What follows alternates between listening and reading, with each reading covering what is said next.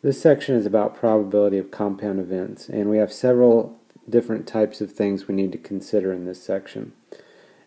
A compound event means that there are at least two things being chosen, or at least two things are happening. And what we need to do here is to multiply the probability of the first event by the probability of the second event.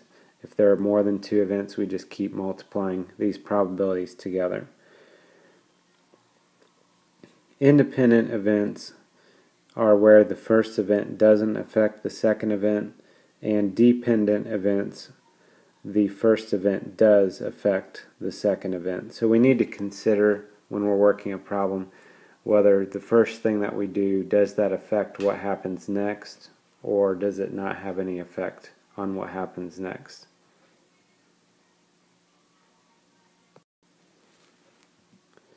So for these examples, a bag contains 3 red, 4 blue, and 6 yellow marbles. One marble is selected and then replaced. Find each probability. So since it tells us that the marble is replaced, that means that these are independent events.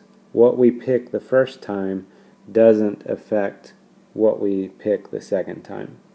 Doesn't change our probability. So in the first problem, P stands for probability. So probability of selecting a red marble and then a yellow marble.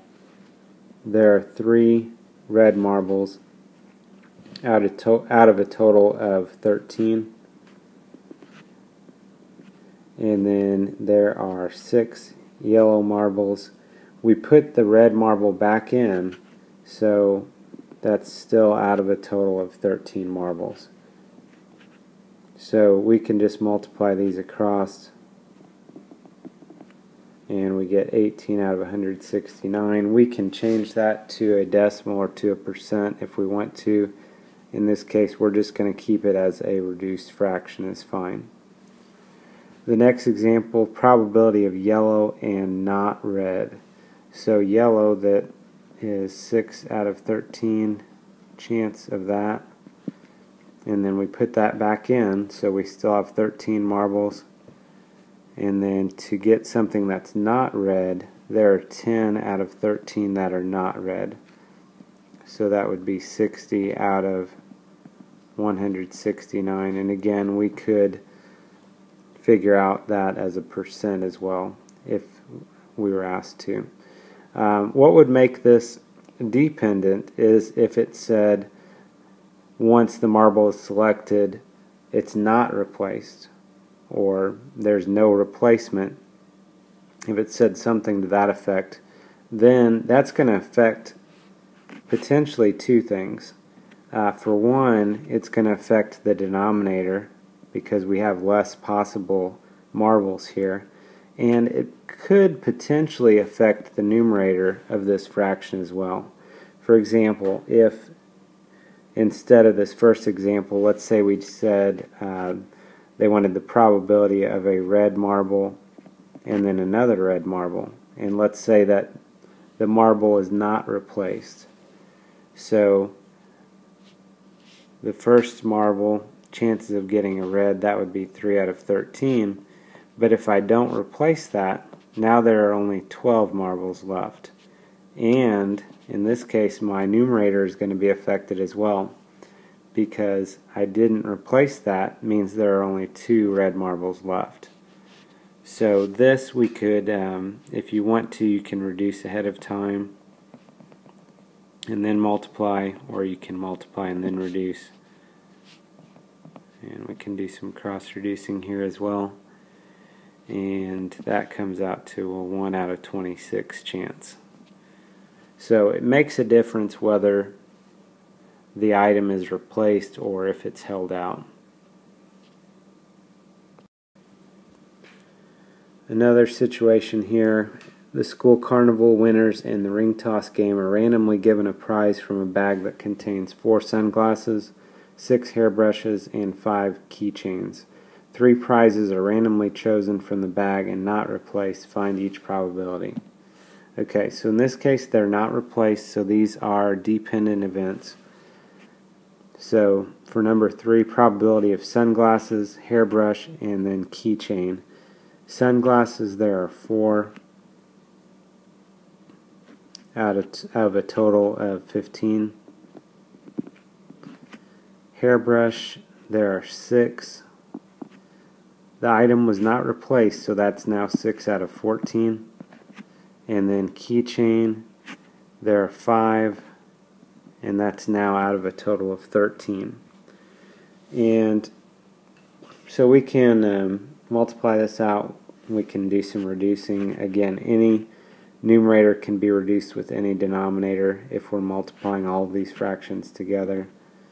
So we can do some different reducing here.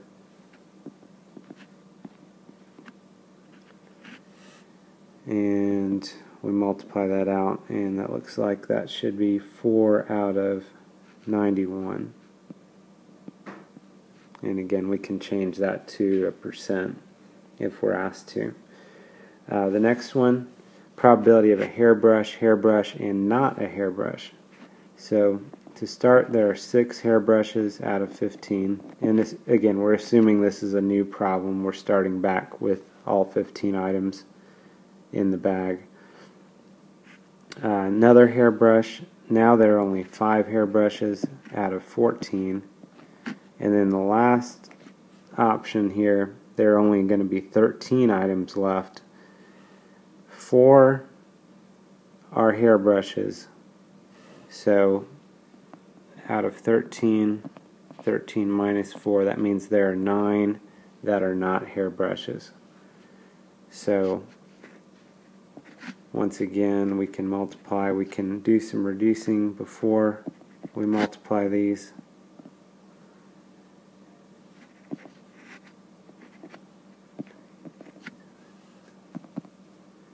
And this should come out as 9 over 91.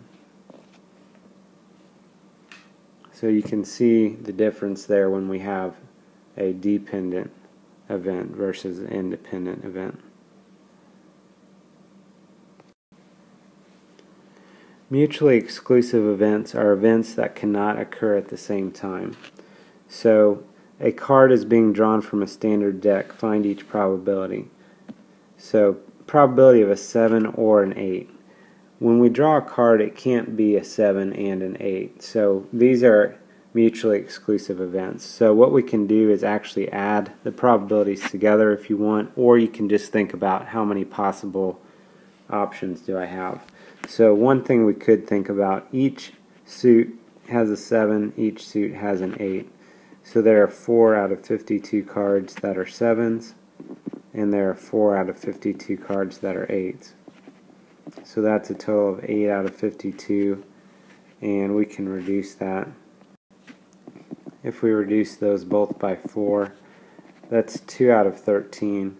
And if you play a lot of cards, this makes sense. There are 13 cards in a suit, and in each suit there is 1 7 and there's 1 8. So for each suit there are 2 out of 13 cards that are 7s or 8s. Next example, probability of a club or a diamond. Once again, we pick a card out, it can't be a club and a diamond. So these are separate from each other.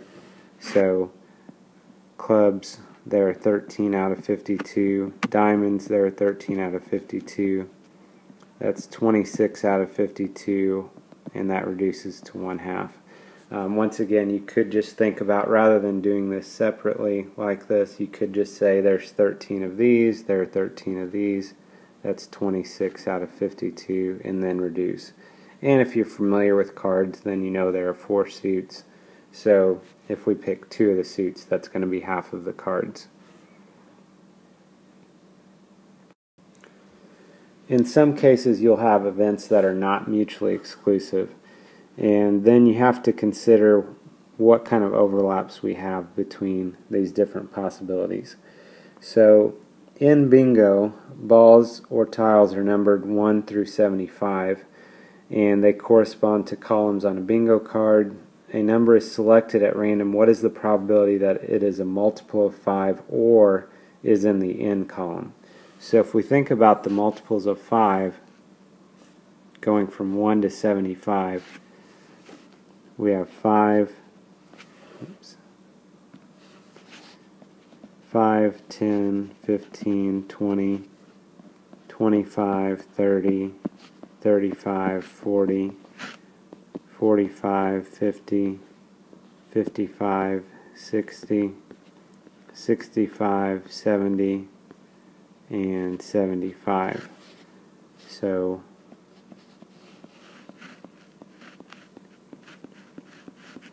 that's 15 options, 15 different multiples. If we look at items in the in column, going from 31 to 45, there are 15 items here as well. So you might think it's 15 out of 75 and another 15 out of 75 would be 30 out of 75. What we have to do here, though, is we have to subtract the items that are being considered twice. We can't count them twice. So from 31 to 45, we would have the 35, 40, and 45. So we have to subtract out the 3 numbers that are being considered twice here. So this is actually a total of 27 out of 75, and we can reduce that by 3. Would be 9 out of 25, which would be 36%. Another way of doing this, if you want to, is rather than doing it this way, you can just kind of think in your head, you know, there's 15 there, there are 15 ends, but I'm already considering 3 of them, so we'll just count 12. So 15 and 12 is 27. So there's different ways maybe of trying to work through that, but ultimately this is the answer that we need to come out with for that problem. So this gives you an idea of how to find the probability of compound events.